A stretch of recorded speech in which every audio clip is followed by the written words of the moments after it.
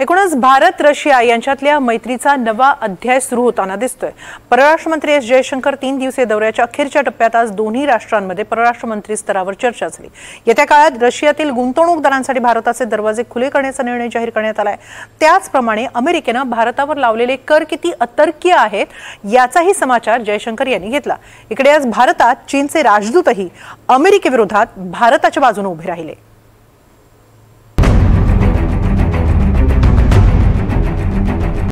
या आमच्या देशात गुंतवणूक करा असं आवाहन भारताचे परराष्ट्र मंत्री एस जयशंकर यांनी रशियातील उद्योजकांना केलंय। 3 दिवसीय रशिया दौऱ्यावर असलेले परराष्ट्र मंत्री एस जयशंकर यांनी बुधवारी संध्याकाळी भारत रशिया बिझनेस फोरममध्ये व्याख्यान दिलं। त्यावेळी रशियातील बड्या उद्योजकांसाठी भारतात उद्योग उभारण्याची उत्तम संधी आहे असं परराष्ट्र मंत्री जयशंकर यांनी म्हटलंय। गेल्या वर्षी दिल्लीत झालेल्या भारत रशिया शिखर परिषदेत दोन्ही देशांनी एकमेकांकडे 50 अब्ज डॉलर्सची गुंतवणूक करण्याचा निर्णय घेतलाय। 4.3 ट्रिलियन डॉलरची भारताची अर्थव्यवस्था पुढील काही काळ 60% वेगाने वाढेल असा अंदाज आहे। त्यामुळे एखाद्या भरवशाच्या सहकार्याकडून भारताला गुंतवणुकीची अपेक्षा आहे। काही बाबतीत ती अगदी जीवनावश्यक गोष्टींच्या पुरवठ्याची हमी देखील असू शकते, म्हणजे त्यात रासायनिक पदार्थ, खतं, मशिनरी अशा गोष्टींचा समावेश होतो। वेगाने वाढणाऱ्या भारतातील पायाभूत सुविधा सगळ्या बड्या उद्योगांसाठी चांगली संधी आहे। मेक इन इंडियामुळे परदेशी गुंतवणूकदारांसाठी एक मोठी संधी मिळाली आहे। सरते शेवटी आम्हाला उद्योगांनी ठामपणे पावलं टाकायला हवीत आणि या दृष्टीने तुम्हीही पावलं टाकू शकता। रशिया युक्रेन युद्धामुळे रशियाची अर्थव्यवस्था सध्या फारशी चांगली नाही आहे। त्यात युरोप आणि अमेरिकेनं रशियावर गेल्या 3 वर्षात निर्बंध तीव्र केलेत। त्यामुळे रशियन मालाला बाजारपेठ नाही। त्यात रशियाकडून कच्चं तेल घेणाऱ्या भारतावर अमेरिकेनं अतिरिक्त कर लावलाय। त्यामुळे दोन्ही देशांना एकमेकांशी व्यापार उदीम वाढवणं हे सध्या क्रमप्राप्त आहे। आणि त्याच दृष्टीनं भारतात रशियाचे राजदूत रोमन बाबुश्किन यांनी भारतीय निर्यातदारांसाठी रशियाची बाजारपेठ खुली असल्याचं कालच स्पष्ट केलंय। जर भारतीय मालाला अमेरिकन बाजारात प्रवेश मिळवण्यासाठी अडचणी येत असतील तर रशियन बाजारात त्यांचं स्वागत आहे। भारत रशिया यांच्यातील व्यापाराची स्थिती काय यावरही या निमित्तानं नजर टाकूयात। 2024-25 मध्ये भारत रशिया यांच्यात विक्रमी 68 अब्ज डॉलर्सचा व्यापार झाला। हा आकडा जवळपास गेल्या 5 वर्षात 6 पटीनं वाढलाय।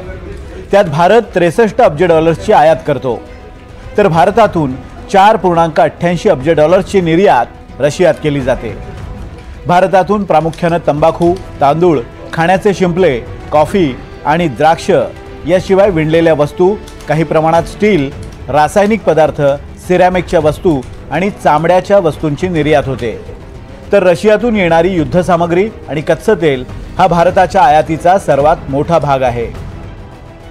दरम्यान याच कच्च्या तेलाच्या आयातीवरून अमेरिकेनं जी आगपाखड केली त्याला जयशंकर यांनी रशियातच उत्तर दिलंय।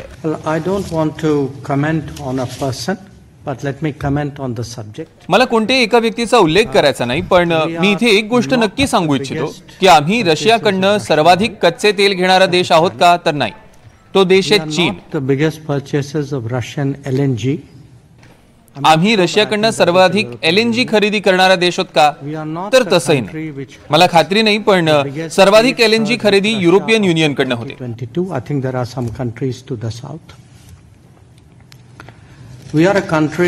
विशेष म्हणजे आम्ही अमेरिकेकडनंही कच्चं तेल घेतो, त्यामुळे त्यांचा आमच्यावर टॅरिफ लावण्याचा निर्णय अतर्क्य ठरतो।